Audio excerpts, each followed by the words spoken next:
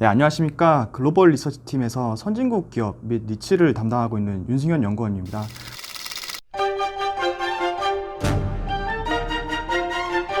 앞서 최상욱 애널리스트가 말씀한 부분에 이어서 주요 성장력 니치 산업 중심으로 제가 간단하게 말씀드리도록 하겠습니다. 네, 첫 번째는 통신 인프라 니치입니다. 미국에는 통신 인프라, 즉 기지국으로 불리는 이 매크로타워와 스몰셀 이 두 가지를 임대 형태로 사업을 하는 이 리츠들이 존재를 하고요. 보통 국내의 경우에는 이러한 타워들은 대부분 통신사가 직접 보유하고 있지만 미국은 대부분 이제 임대 사업자가 보유하고 있는 형태입니다. 그래서 그림을 보시면은 이러한 지면 공간과 그 다음에 타워의 기둥 그리고 이제 유틸리티에 필요한 발전기 같은 시설들을 리츠가 전문적으로 보유를 하고 임대하는 그런 형태라고 보시면 될 것 같고요. 각 통신사들이 안테나와 그 다음에 관련 케이블 그리고 자체적으로 이 통신 네트워크 장비를 설치하는 타워 쉘터 등을 설치를 해서 해당 부지를 임대하는 형태라고 보시면 되겠습니다. 그렇기 때문에 주요 고객사는 당연히 통신사들이 되겠고요. 미국의 경우에는 이제 대표적으로 대형 통신사가 3개가 있습니다. 그래서 AT&T와 버라이즌 그리고 티모바일 이렇게 3개의 통신사가 있는데요. 그렇기 때문에 이 미국 통신타워 혹은 통신 인프라 리츠들도 이러한 통신사가 주요 임차인이다라고 말씀을 드릴 수가 있겠습니다. 미국에는 이제 가장 큰 통신 인프라 리츠로는 아메리칸 타워가 있고요. 아메리칸 타워 같은 경우에는 이러한 통신 시설을 글로벌 17만 개 이상을 가지고 있습니다. 미국에만 이제 4만 개 정도를 가지고 있고요. 미국 내 점유율은 26% 정도로 1위를 차지하고 있습니다. 그리고 4만 개 외에 나머지 13만 개는 인도와 북아프리카 이런 신흥국에 위치하고 있고요.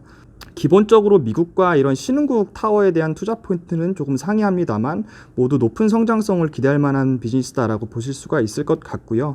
첫 번째로 미국의 통신 타워는 5G와 높은 관련이 있습니다. 미국 같은 경우에는 현재 1% 정도의 2019년 기준으로 1% 정도의 5G 채택률이 나타나고 있고요. 2020년에도 4% 정도로 예상이 되고 있습니다만은 2025년에는 이 부분이 50%까지 늘어날 것으로 기대가 되고 있고요. 이걸 위해서는 관련된 인프라 투자가 굉장히 많이 늘어나야 되게 됩니다. 그렇기 때문에 통신사들이 투자하는 이런 통신 타워들의 수가 결국은 장기적으로 크게 증가할 수밖에 없는 구조인데요.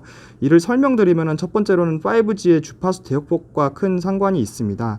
5G 주파수의 대역폭은 기본적으로 3.0GHz 이상의 중대역 주파수와 28GHz 이상의 초고주파 대역으로 나뉘는데요. 이런 대역폭은 기존의 4G LTE에서 사용했던 주파수 대역보다 훨씬 높기 때문에 이런 전파가 뻗어나가는 길이 즉 이 전파의 수신 거리가 상대적으로 짧아지게 됩니다. 기본적으로 4G의 경우에는 이제 15km 이상 나갔으면요, 5G는 3.5km 정도 나가기 때문에 이제 예를 들어서 말씀을 드린 거지만 기본적으로 이 5G 인프라의 수요는 결국 기본의 4G가 가지고 있던 네트워크망을 유지하기 위해서는 훨씬 많은 빈도가 필요하게 되고요. 이런 부분이 이제 통신사 중심으로 투자가 이루어지면은 결국은 이 통신사들의 통신 매크로 타워를 아메리칸 타워 같은 업체가 신규로 인수를 한 다음에 이 부분을 이제 다시 임대하는 구조라고 보시면 되겠습니다.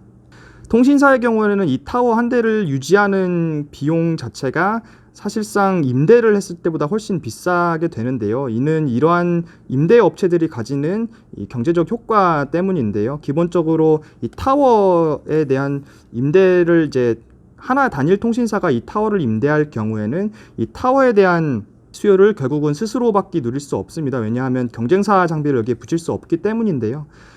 이와 반면에 이 중립형 임대 업체인 아메리칸 타워 같은 업체들이 이 부분을 임대하는 경우에는 여러 개의 통신사 장비들을 부착할 수 있기 때문에 이런 부분에서 경제적으로 이익이 발생을 하게 되는 구조입니다. 그래서 장기적으로 이 아메리칸 타워와 같은 통신 인프라 리츠의 꾸준한 수요 증가가 기대가 되고요. 그리고 이제 타워 쪽에서 업체 하나를 더 말씀드리면은 크라운캐슬이라는 통신 인프라 리츠가 있습니다. 크라운캐슬도 마찬가지로 미국 내에서 4만 개의 이 통신 타워를 임대하는 업체이고요. 아메리칸 타워와 가장 큰 차이점은 이 스몰셀 장비를 이제 임대하는 비즈니스를 같이 한다는 점입니다. 앞에서도 말씀드렸다시피 5G의 이 전파 거리가 상대적으로 4G 대비 짧기 때문에 촘촘하게 이제 그 네트워크 망을 유지하기 위해서는 많은 타워가 필요한데요. 하지만 이 부분으로도 이제 다 커버를 할 수 없기 때문에 등장한 것이 바로 스몰셀이라고 보시면 될 것 같습니다. 스몰셀은 전력의 유지나 아니면은 공간의 차지 부분에서 매크로셀, 즉 이 타워에 들어가는 셀보다 훨씬 작게 되고요. 그렇기 때문에 이런 가로등이나 아니면은 유틸리티 장비에 부착이 가능한 형태라고 보시면 되겠습니다. 크라운 캐슬은 이러한 미국 내에서 유틸리티 스몰셀 설치 개수 기준으로 미국에서 50%의 점유율을 차지하고 있는 업체이고요. 이런 스몰셀이 활용되는 것이 본격적으로 나타나는 구간은 결국은 28GHz 이상의 이 초고주파 대역이 본격적으로 활용되는 기간이기 때문에 현재로서는 이제 이 스몰셀을 지속적으로 설치하고 있는 상황이라고 보시면 될 것 같고요. 장기적으로 이 매크로 타워 수요 증가와 함께 스몰셀 임대 사업도 상당히 성장할 수 있는 여력이 높은 비즈니스다, 이렇게 말씀을 드릴 수가 있겠습니다. 네, 다음으로는 데이터 센터 리치에 대해서 말씀을 드리겠습니다. 데이터 센터 리치는 기본적으로 서버에 대한 공간을 임대함으로써 IT 업체나 아니면 금융 인프라 업체, 그리고 최근에는 클라우드 업체와 통신사에게까지 이 임대를 함으로써 임대 매출을 얻는 형태의 리츠라고 보시면 될 것 같습니다. 데이터 센터 종류에는 이제 다양한 데이터 센터가 있는데요. 기본적으로 임대용 데이터 센터가 가지는 구조는 통신사 클라우드 중립형 데이터 센터라고 보시면 되겠습니다. 통신사 중립형이라고 하면은 제가 이제 말씀을 드리면은 기본적으로 데이터 센터 같은 경우에는 통신사 하나가 네트워크를 공급하는 경우가 대부분이었죠, 과거에는.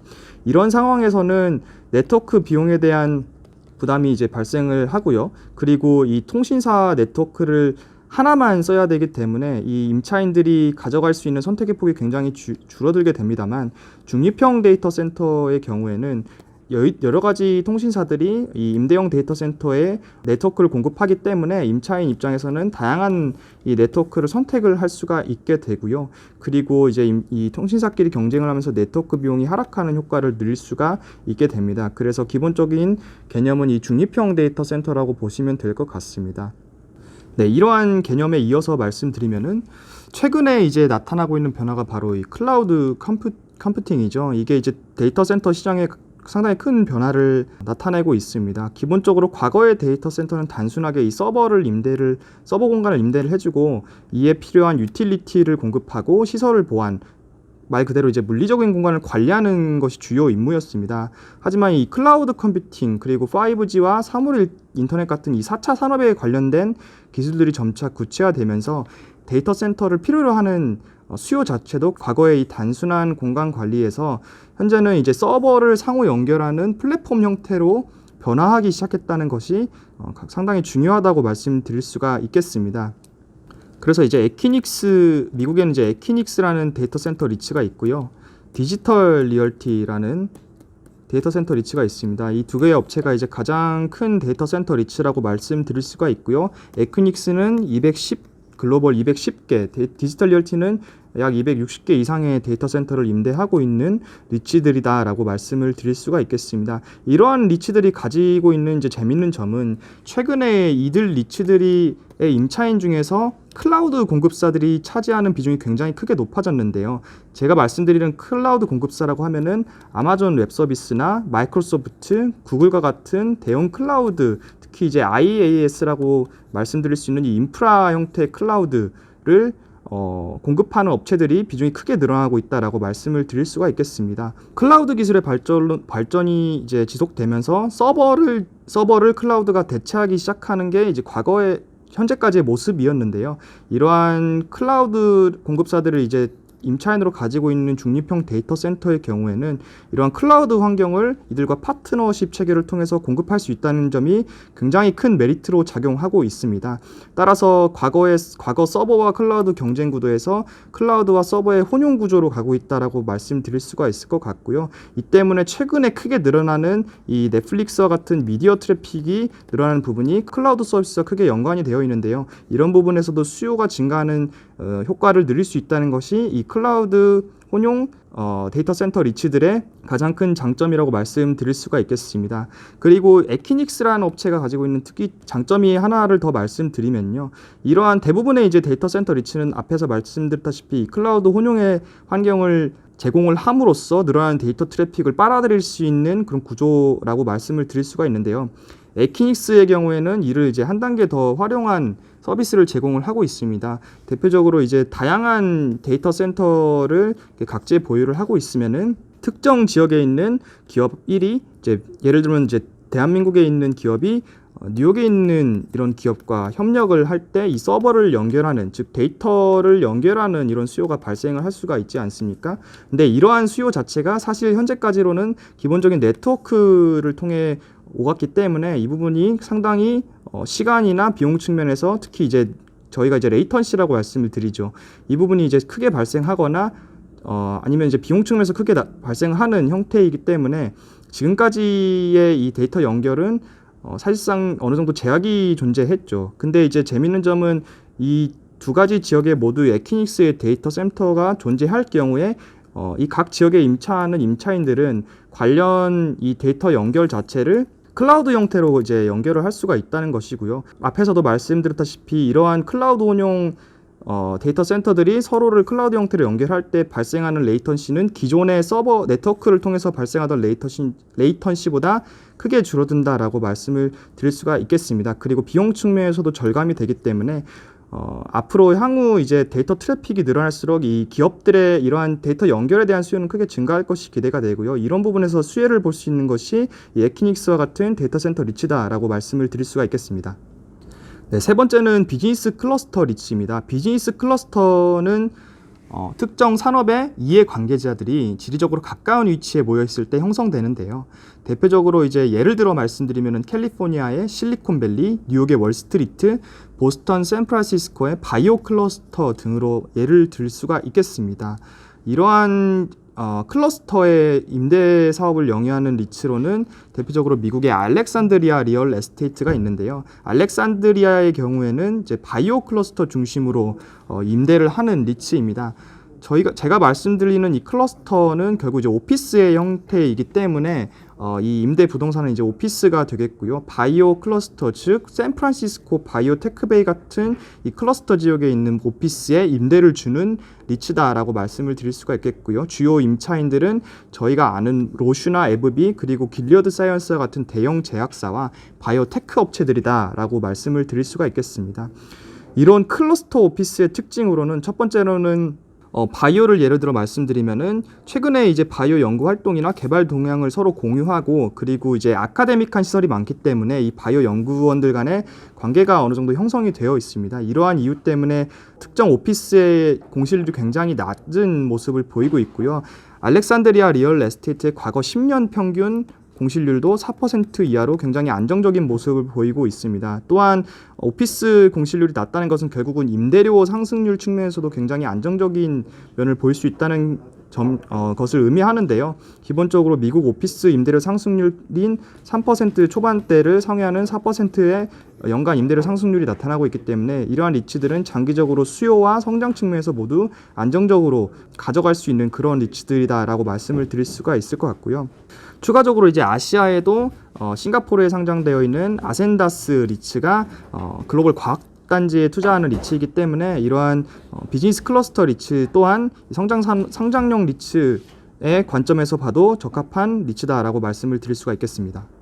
네, 마지막으로는 이제 물류 인프라 리츠입니다. 물류 인프라는 기본적으로 최근 나타나는 추세는 온라인 매출, 즉 이커머스 시장과 상당히 큰 상관이 있는 리츠다라고 말씀을 드릴 수가 있겠습니다. 기본적으로 최근에 이제 뉴스에서 많이 보셨겠지만 코로나19 이후 언택트 시대에 나타나는 이 온라인 배송 수요가 크게 증가를 하고 있습니다. 이러한 이커머스 전문 업체들은 기본적으로 오프라인 매장이 존재하지 않기 때문에 빠른 시간 내에 배송을 위해서는 도시 내에 다양한 이제 크고 작은 물류 시설이 필요하게 되는데요. 이 부분에 대한 수요가 상당히 크게 증가하고 있다고 말씀을 드릴 수가 있을 것 같고요. 이는 미국과 유럽을 포함해서 글로벌 전체적인 트렌드이기 때문에 장기적으로 이 온라인 수요에 대한 증가는 결국은 이 유통 시설에 대한 수요 증가로 이어질 수 있다라고 말씀을 드릴 수가 있겠습니다. 현재 이제 2019년 기준으로 이 미국 리테일 전체 판매 중 온라인 매출이 차지하고 있는 비중은 11% 정도였는데요. 이 부분은 이제 2021년에 13.7%로 증가를 할 것으로 보이고요. 최근에 이제 코로나 이후에 이 온라인 수요가 크게 증가하는 모습을 보면은 사실상 장기적으로 더 빠른 속도로 증가할 수 있다라는 것을 저희가 추측해 볼 수가 있겠습니다. 그래서 전반적으로 이 글로벌 리츠 중에서 이 물류 쪽 임대 시설을 임대하는 리츠 중 가장 큰 게 프롤로지스라는 리츠이고요. 글로벌 4,000개 가까이 되는 임대용 물류 창고를 임대하고 있다라고 보실 수가 있을 것 같고요. 그리고 그 외에는 싱가포르에 상장되어 있는 메이플트리 로지스틱스와 같은 리츠가 싱가포르와 홍콩, 중국 이런 부분에 대한 이런 쪽에 있는 물류 시설에 임대를 주고 있다라고 보시면 될 것 같습니다.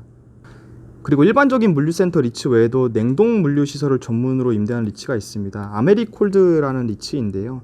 2018년 1월에 상장했기 때문에 상장한 지는 이제 상장 기간은 가장 짧았습니다만은 회사 자체는 이제 이 냉동 물류 시설에 대한 투자를 굉장히 오래전부터 이어왔고요. 이 냉동 창고라고 하면 이제 냉동과 냉장을 모두 포함하는 시설인데요. 이 시장에 대한 점유율이 미국에서 2위를 차지하고 있습니다. 이렇게 신선도 유지가 필요한 식품, 의약품, 물류 유통 과정은 향후 이러한 냉동 저장 배송, 특히 물류 쪽 기술의 발달과 함께 미국과 캐나다 같은 이 양동업이 발달한 선진국 시장을 중심으로 앞으로 성장할 것이 기대가 되고요. 아메리콜드의 포트폴리오도 대부분 이제 미국 중심입니다만은 장기적으로는 이제 현재 진출하고 있는 이 호주와 뉴질랜드 같은 시장에서도 앞으로 높은 외형 성장이 기대가 되고 있다라고 말씀을 드릴 수가 있을 것 같고요. 그리고 이런 업체들이 최근에 가지고 있는 전략은 기존의 생산자 시장에서 냉동 창고를 전문적으로 이제 임대해 왔다고 보면은 최근에는 이 트렌드가 유통 쪽으로 이제 많이 옮겨가고 있습니다. 그렇기 때문에 이제 회사 쪽에서 얘기하는 건 이제 farm to fork라고 얘기를 하는데요. 이러한 전반적인 이 콜드 체인을 관리하는 수요가 크게 증가를 하고 있기 때문에 이 부분에 대한 물류 인프라 관리가 가능한 리츠들이 장기적으로 높은 성장성을 보일 것으로 기대하고 있습니다. 네. 저는 이렇게 4가지 성장형 리츠가 포함된 산업에 대해서 이렇게 말씀을 드렸고요. 저희가 이러한 성장형 리츠들을 통해 포트폴리오를 형성했을 때 전반적으로 이 미국 부동산 업체와 리츠 그리고 선진국에 포함된 글로벌 리츠들과 그리고 이제 부동산 업체들을 포함한 인덱스의 이제 총 수익률 지수와 비교를 했을 때 상대적으로 아웃퍼폼하는 그런 모습을 보여왔다는 것을 이제 말씀을 드릴 수가 있을 것 같고요. 그리고 이제 이런 것은 결국에는 이제 앞에 설명드렸던 부동산의 4차 산업과 관련된 부동산의 높은 수요가 외형 성장으로 이어지게 되고 이 부분이 결국에는 리츠의 기업의 가치에 긍정적인 영향을 미쳐서 이 부분이 크게 상승하는 부분이 있었다라고 말씀을 드릴 수가 있을 것 같고요. 이런 부분은 결국에는 총수익률 관점에서 상대적으로 유리했다. 이 부분은 이제 역사적으로 나타나고 있는 거기 때문에 앞으로서 이러한 4차 산업에 대한 수요가 계속 증가하고 관련 부동산에 대한 수요가 증가하는 국면에서는 이러한 리츠들에 대한 투자 매력이 상대적으로 높을 것이다 라고 말씀을 드릴 수가 있겠습니다. 네, 저는 이제 여기까지 말씀드리겠습니다.